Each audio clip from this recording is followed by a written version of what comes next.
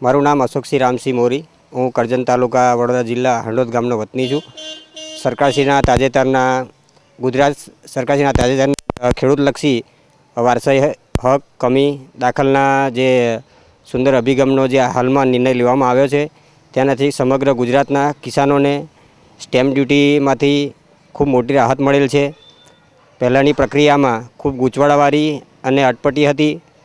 તેની અંદર સીધી સાદી સરળ પદ્ધતિ 100 રૂપિયાથી માંડીને 500 રૂપિયા સુધીના સ્ટેમ્પ ઉપર પર સામાન્ય સોગંદનામું કરીને ખેડૂતોને સીધી વારસાઈ હક કમી 1 થી 5 વર્ષના સમયગાળાની અંદર એ લાભ આપવા માટે સરકારશ્રીએ ખૂબ સુંદર ને આવકાર્ય નિર્ણય લીધો છે, જેનાથી સમગ્ર ગુજરાતના કિસાનોને ખૂબ મોટા પાયે ફાયદો થશે।